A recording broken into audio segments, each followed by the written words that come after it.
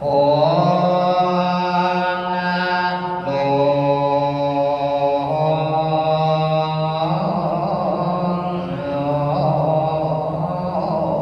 ละโอ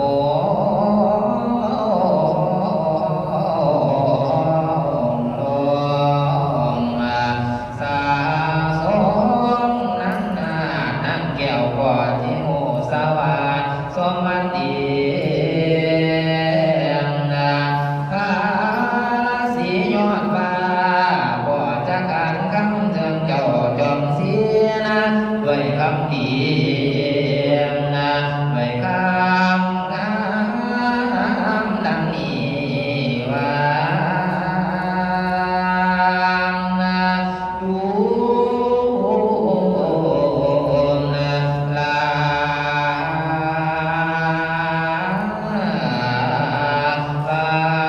โลลา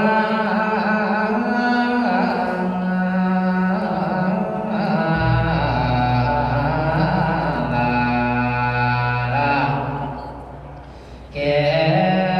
วนะมหาเทียมนะภู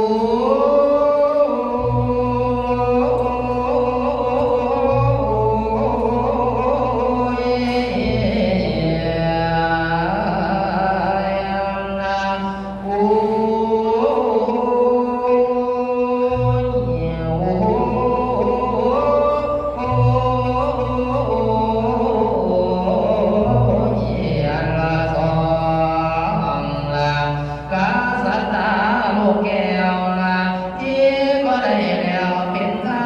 งละแก้พามมาจารย์ผู้ถอยเท่าการเดินเข้ามาบ่นั่นแลนะมาเสีย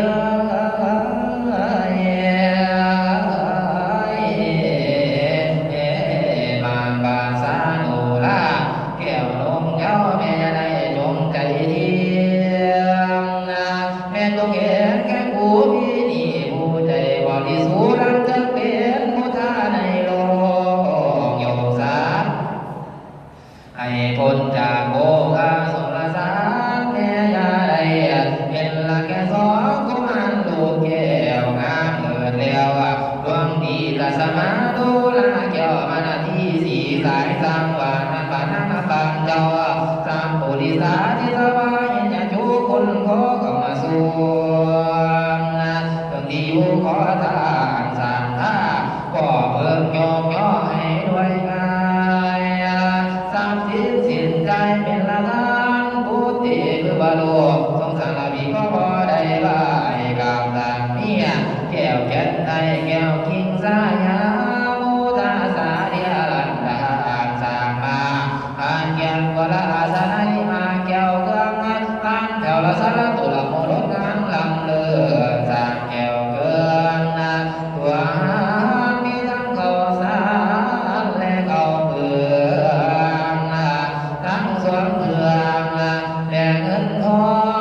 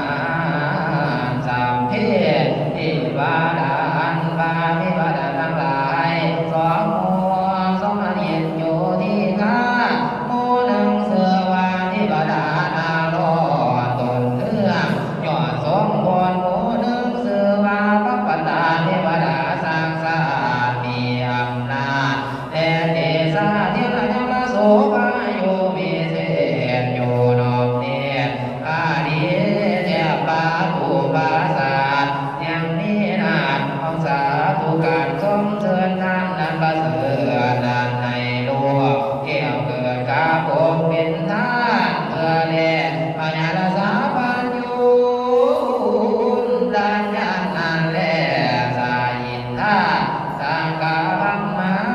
จุนินทายิลาธัมมานาเวลาสัญญีพายามันมีฤทธิเป็นนานมาเจ้าบางกา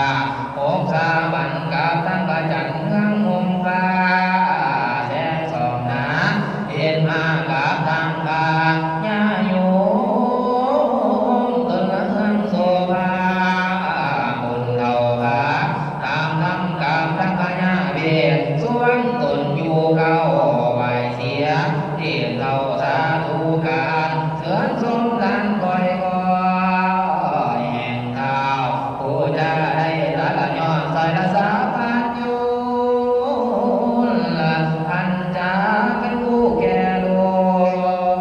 กนำสาให้พ้นจากโภคา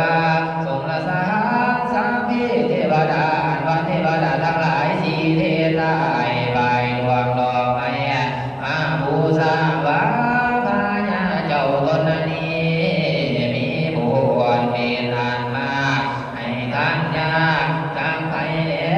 ปานานยีดีมานที่วาโลหะพิกขาเวทุราภิกขุทั้งหลายภูมิทรงศีลสมาธิปัญญาจากอำเภอเกิดนางแก้วแม่ละสมาธิสีโสภาวาลาโลหะสมพ่อตาทุกแห่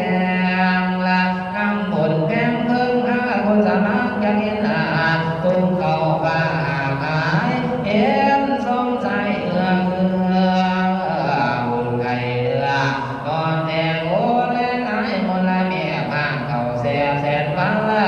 กันแม่ลีเห็นสมเจ้าแม่จะเก่าก็เราหายชายดินตายใครอยากได้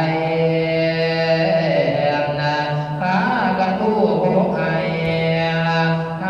ำนะเที่ยว